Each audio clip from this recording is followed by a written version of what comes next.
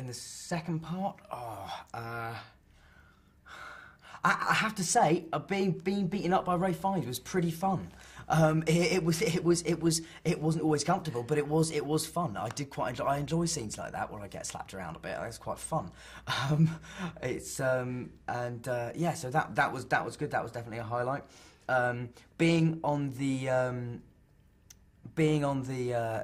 underground cart, which takes us inside Gringotts, being on that cart with Rupert, a guy called John, Warwick Davis, and Helena Bonham Carter, and then Emma, was great fun, because it was just, we were all soaking wet. It was you know, we were just making jokes, and it was hilarious. It was really, really good. That was a fun day, definitely.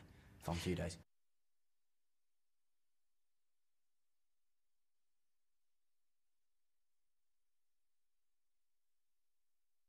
Weirdly enough, the most emotional shot of the film was probably the last one, which was not an emotional scene, but it was a scene where I literally, it was a shot of me jumping into a fireplace at the end of the Ministry of Magic chase scene, and then after that, that was our last shot on the film, and so that was how we ended it. I think the other emotional scene in this film is the one that I've been most looking forward to as well, was the scene where I walk into the forest and suddenly I see my parents and Sirius and Lupin standing in front of me, and that was an emotional scene, also because Gary came back for it, and you know, and also because, you know, Adrian and Geraldine, who play my parents, are wonderful, and I'm in a way, personally, why I'm so sad they died is that I would have loved to act more with them. And also the character of Lupin dying, for me, is one of the most upsetting in all the books, because I love that character. And so, yeah, that scene was pretty emotional, I think. It should be, anyway.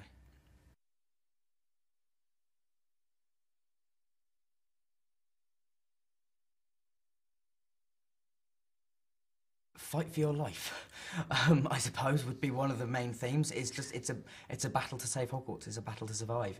It's a battle to see the next morning. That's kind of the thrust of most of the film. And also it has all the Harry Potter themes of, you know, friendship and all those things, and how tested that can be. And, you know, in this even more extreme situation, how much these 3, 4, 5, you know, the whole school relies on each other, and that's what I love about it. It's about communal spirit. And surviving.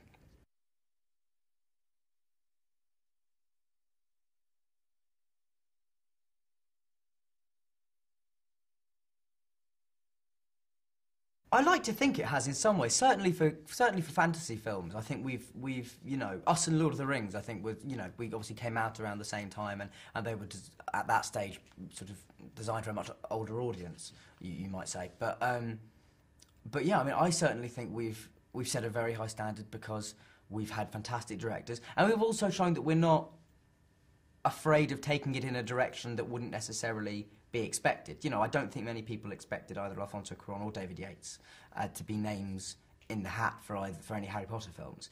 But, you know, thanks to our producers, who have had the courage to say, you know, this guy could make an amazing Harry Potter movie, it's set us apart slightly from other fantasy films. I think we're really, really interesting. We have fantastic actors, and also, I mean, what sets Harry Potter apart from other entertainment is just the fan base. Ultimately, is so vast and so supportive that yeah, I mean, it's hard for other things to compare for it. But obviously now there's films like Twilight and the Narnia films that all came out, and you know, and they're doing well as well, and brilliantly in Twilight's case. But I think Harry Potter manages to combine an innocence and an Englishness with an edge you rarely see in sort of supposedly children's films.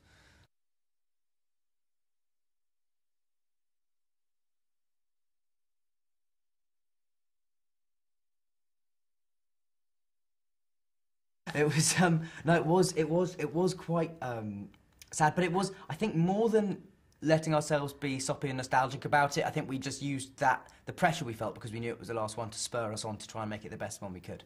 I think we channeled that energy into a more positive, sort of constructive frame of mind.